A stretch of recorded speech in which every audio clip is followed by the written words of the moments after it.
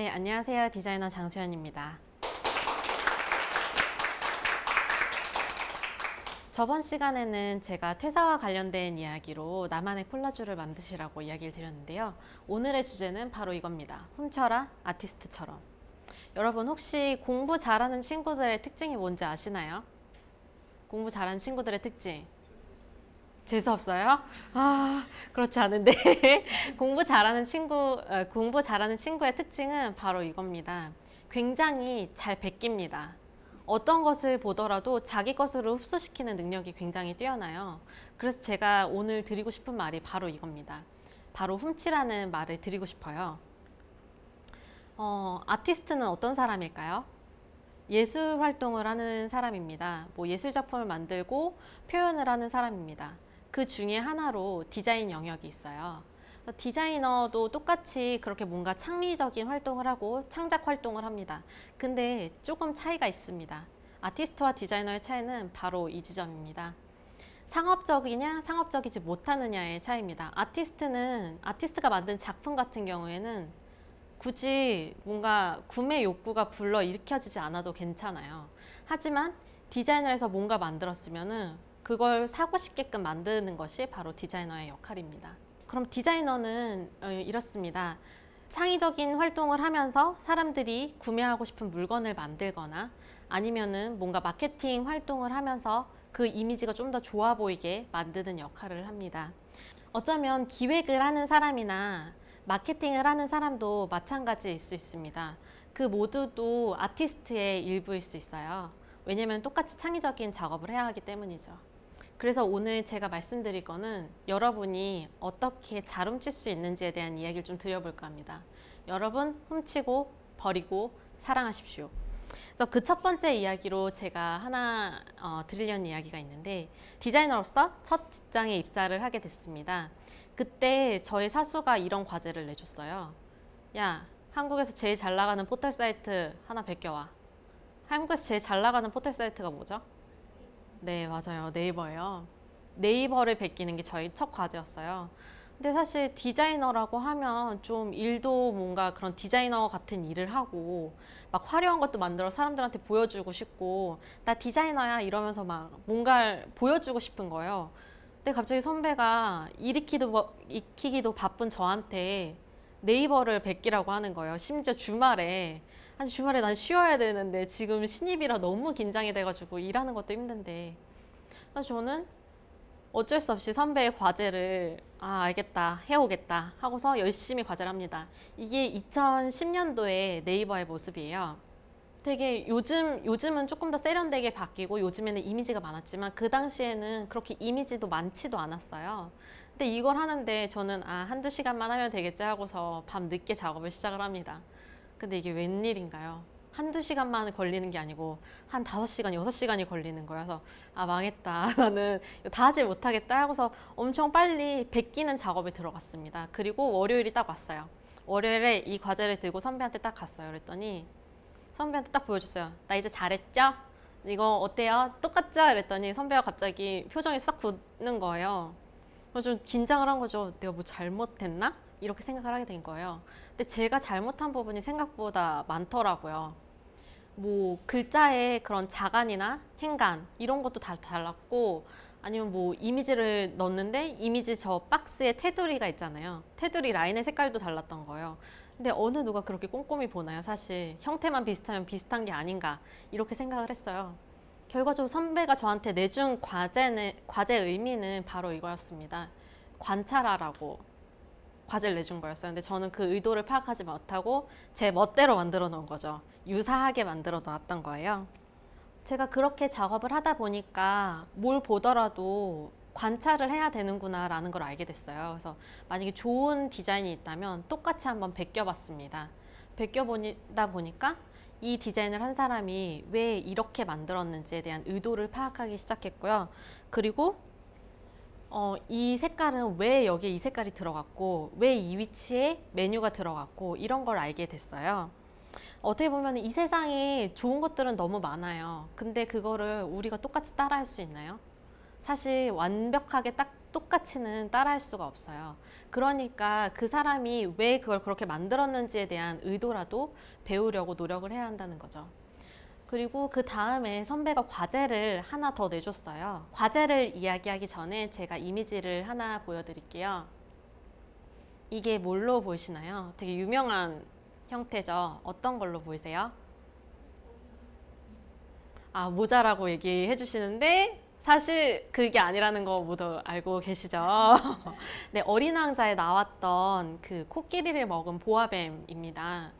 근데 저희 그거 알기 전에는 왠지 그걸로 대답하면 안 될 것 같으니까 모자라고 대답하셨을 수 있는데 어떻게 보면 저희가 아는 거는 딱 그거 하나잖아요.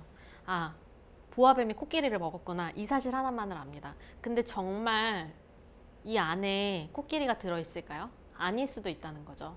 모자가 들어있을 수도 있고 어쩌면은 저건 뱀이 아닐 수도 있어요. 아이가 숨바꼭질을 하느라고 담요에 숨어 있는 형태일 수도 있는 거예요. 저희는 아는 걸로 모르는 것을 채우게 됩니다. 왜 그렇게 되는 걸까요? 저희가 1 더하기 1은 알아요. 근데 1 더하기 2는 배운 적이 없는데 어떻게 알아? 이렇게 되는 거거든요. 여러분이 많이 알면 알수록 뭔가 표현하거나 이렇게 말할 수 있는 것들이 훨씬 더 많아집니다. 그래서 제가 받은 두 번째 과제는 바로 이것입니다. 레퍼런스 10개 이상 구글링하고 저장하기.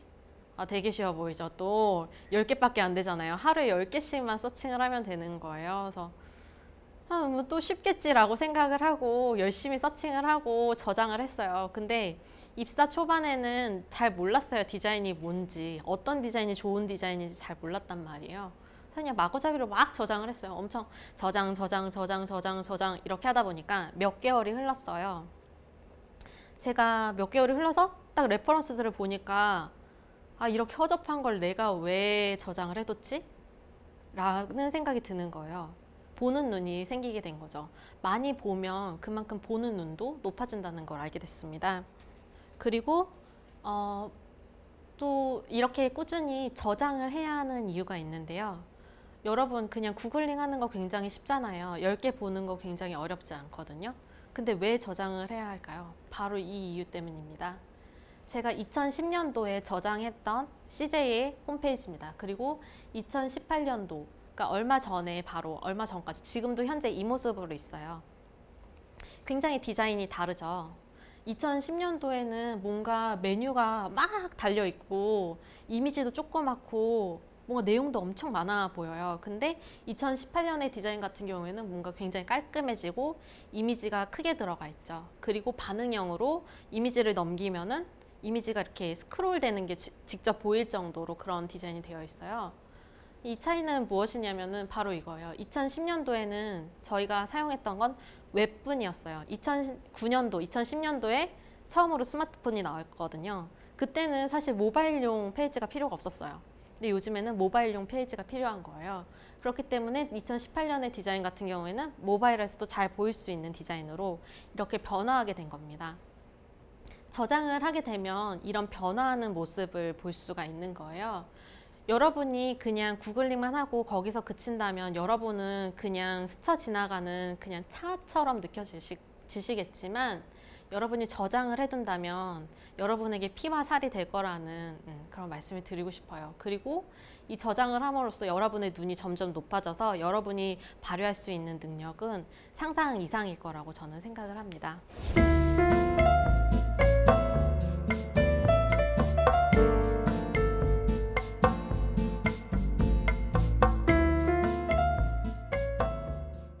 이렇게 여러분이 많은 정보를 서칭을 했고 많이 따라 그려봤잖아요. 그럼 그 다음으로 중요한 게 있습니다. 여기서 중요한 것은 바로 이것입니다. 강약을 조절해야 합니다. 여러분 뭐 좋은 아이템들이나 좋은 거를 막 장신구들 막 이렇게 했다고 해서 고급스러워 보이나요? 그렇지 않잖아요. 돈이 많은 사람들은 딱 집중해야 할 것만 집중을 합니다. 뭐 시계 2천만 원짜리 팔찌, 뭐 시계 2천만 원짜리 이런 식으로 중요한 것만 강조해야 하는 겁니다. 제가 그래서 사진을 하나 보여드릴게요. 최정한 씨랑 한채영 씨예요. 둘 다 너무 예쁜 배우고 그리고 비슷한 핑크색 드레스를 입었어요. 여러분이 보시기에도 어느 한쪽이 훨씬 더 예쁘다고 느껴지지 않으시나요? 네, 어느 쪽이신가요? 그렇죠. 오른쪽에 한채영 씨가 훨씬 예뻐 보이죠. 근데 사실 최정환 씨도 되게 예쁘기는 해요. 근데 왜 최정환 씨 선택하지 않고 한채영 씨 선택했을까요? 저 호피 코트 그냥 보기에 너무 예뻐요. 흰색 백, 아 엄청 크고 고급스러워 보여요. 핑크색 드레스 너무 예쁘죠. 심지어 발목에 저 막 왕 리본이 달린 구두도 너무 예뻐요. 다 따로 놓고 보면 너무너무 좋은 아이템이고 너무 예쁜 아이템이에요. 하지만 이것을 다 이렇게 조합을 해놓으면은 엄청 과하죠. 부담스러운 거죠. 근데 디자인이라던가 어떤 프로젝트나 일이 진행하는 것도 동일하다는 겁니다. 어떤 것을 뺄지 정확하게 알지 못하면은 조잡한 디자인이 나올 수도 있고, 그리고 저희가 원하는 그런 기획을 할 수 없게 될 겁니다. 여러분, 그러니까 좋은 것이 나오려면 과감하게 잘 빼는 연습도 하는 것이 필요하다는 겁니다. 여러분의 기획을 한번 쭉 늘여놓고 보세요. 분명히 다 좋아 보이지만 어울리지 않는 것들이 있을 거예요. 이렇게 어울리지 않은 옷을 입히실지 아니면은 정말 핵심의 것만 보여주실지 한번 선택을 해보세요.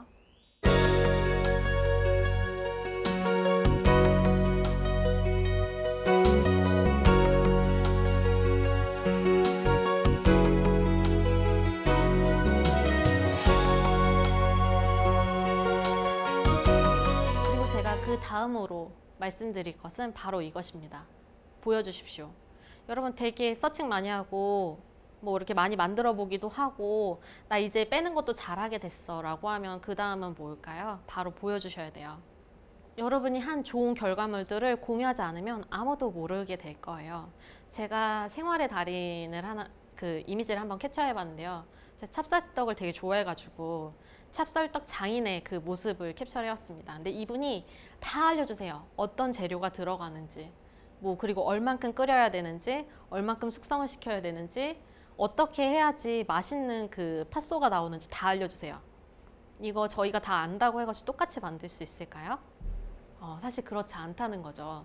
하지만 이분은 이 비법을 되게 자신 있게 공개해 주셨어요. 저희랑 공유를 해주신 거예요. 그럼으로써 이분은 저희한테 찹쌀떡 팥소의 장인이다 라고 인식하게 된 거죠. 근데 어떤 작업물을 만들었을 때도 똑같습니다. 이건 내 거야. 이건 나만 아는 거야.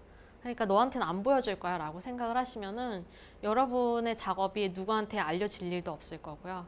여러분이 뭘 했는지 사람들은 아무런 관심도 갖지 않을 겁니다. 예를 들면 뭐 이런 경우가 있을 것 같아요. 제가 캘리그라피 강의를 하고 있는데 그 강의를 하면서 처음에는 재능만 나눈다라는 생각으로 강의를 했었습니다. 근데 하다 보니까 제가 가르치면서 더 많은 걸 배우게 되는 거예요. 사실 공유하다 보면은 굉장히 많은 피드백을 얻게 돼요. 이거는 좀 부족한 것 같고 이걸 더 했으면 좋겠고 이런 피드백이 생기면서 제 스스로 훨씬 더 많은 성장을 하게 되는 거예요. 그래서 공유하는 게 이렇게 중요한 거구나 라는 걸 저도 알게 되었어요. 여러분, 요즘에는 이런 온라인 플랫폼들이 굉장히 많습니다. 여러분의 그 작품들을, 여러분이 갖고 있는 생각들을 그냥 안에서만 썩혀두시지 말고 꼭 공유해 보시고 남들한테 한번 보여줘 보세요. 어쩌면은 그게 새로운 기회를 만드는 시작점이 될지도 모르니까요.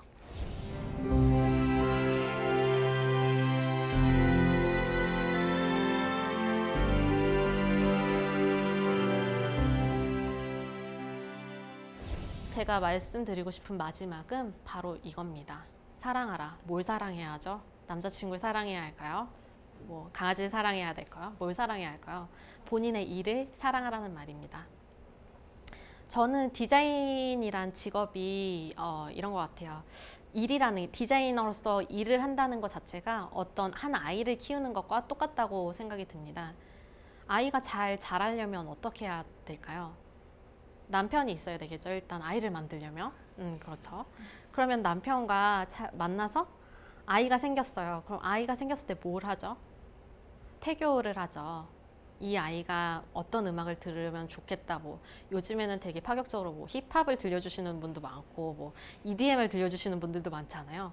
이 아이가 어떤 그런 세계를 가졌으면 좋겠다라고 생각을 하고 아이에게 굉장히 많은 애정을 줘요.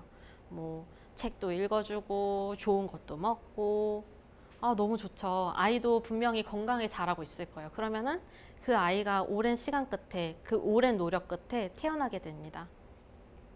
그럼 아이가 태어나게 되면은 그 다음에 끝인가요?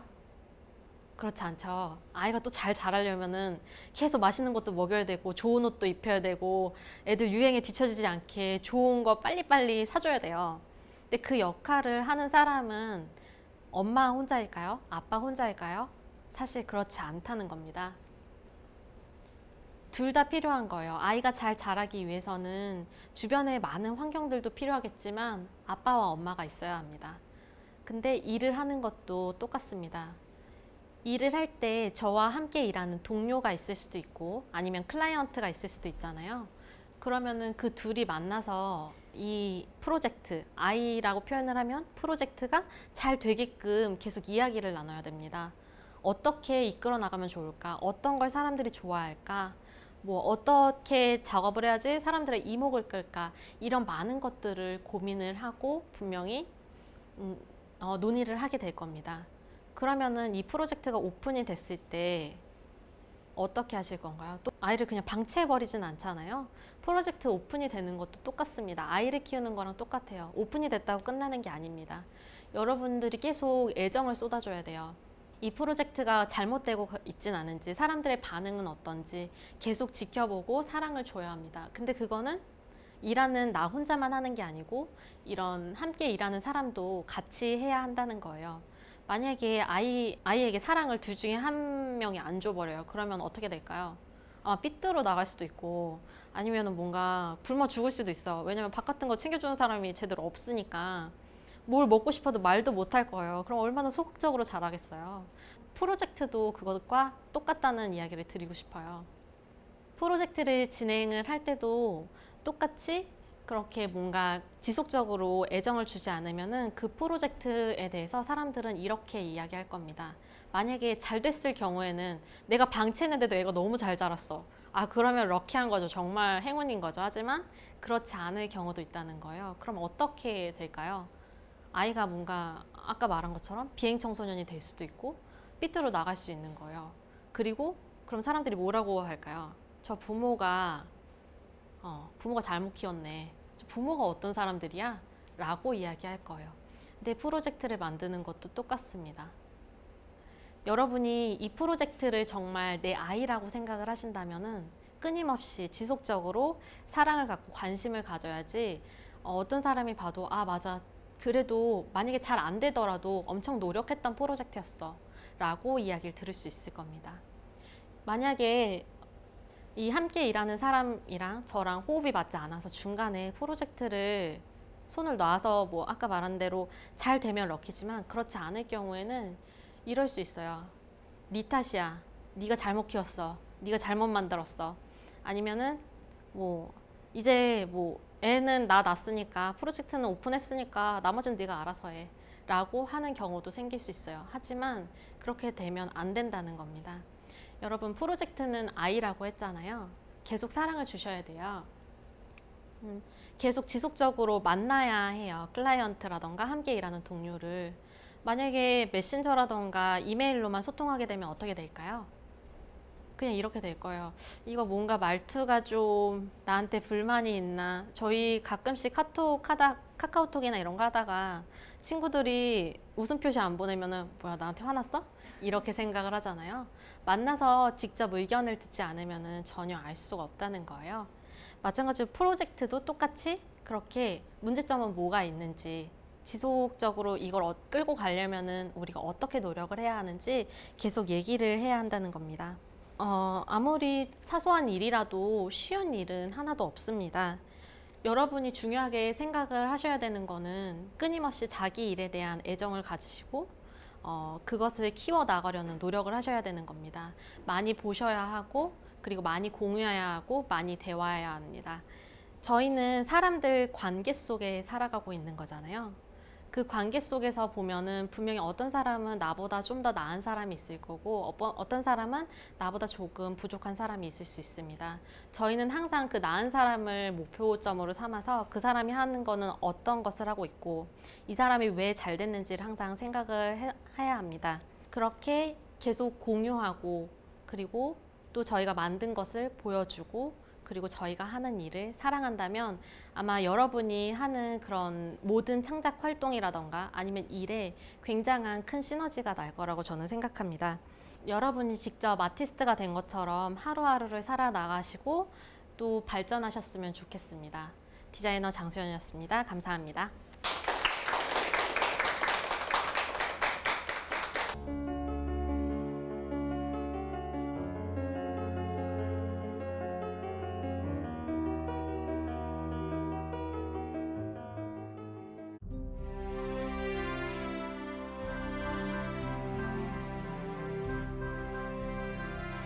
네, 이번 시간엔 훔쳐라 아티스트처럼이란 주제로 강연을 들어봤는데요. 지금 하고 계신 일이 캘리그라피 디자이너시잖아요. 네. 캘리그라피 디자인을 처음 어떻게 하셨는지 궁금합니다. 네. 제가 캘리를 처음 시작을 했던 게 일을 하다 보니까 굉장히 많이 필요한 거예요. 네. 그래서 어떡하지? 클라이언트가 이런 요청이 왔어요. 포스터를 만드는데 나는 타이틀을 캘리로 쓰고 싶다 라고 얘기를 하시는 거예요. 근데 저는 캘리그라피를 그 당시엔 할 줄 모르는 디자이너였거든요. 그러다 보니까 디자인 따로 캘리그라피 따로 작업을 해야 하는 거예요. 그래서 캘리그라퍼한테 캘리그라피는 따로 요청을 하고 디자인은 또 그걸 받아서 다시 제가 또 디자인을 하고 그러다 보니까 이미지가 별로 맞지 않는다는 느낌이 들더라고요. 네. 그럼 어떻게 하면 좋을까라는 생각을 하다가 그럼 아예 캘리그라피부터 내가 쓰면 되겠구나 라는 생각을 갖게 돼서 캘리그라피를 배우게 됐습니다. 그러면은 캘리그라피가 어떤 분야에 사용이 되나요? 아마 요즘에 굉장히 많이 보셨을 거예요. 드라마 타이틀이라던가 아니면 어떤 로고의 타이틀 아니면은 지금 나가시면서 보셔도 아마 카페나 이런 곳에 굉장히 많이 사용이 되고 있거든요. 네. 그런 로고 타입 아니면은 광고 이런 곳에 많이 사용되고 있습니다. 아주 다양한 분야에서 사용이 많이 되고 있네요. 네, 지금 여기 네. 있는 이 청산유수라는 그렇죠. 것도 네. 캘리그라피로 작업이 된 것 같아요. 캘리그라피 글씨가 딱 봤을 때 임팩트가 있어야 하니까 많은 분들이 의뢰를 많이 하실 것 같은데요. 그러면은 캘리그라피에 대해서 좀 더 자세히 설명해 주실 수 있으실까요? 네, 캘리그라피란 바로 이런 거예요. 여러분이 어떤 감성을 표현하고 싶은지를 글자에 녹여내는 겁니다.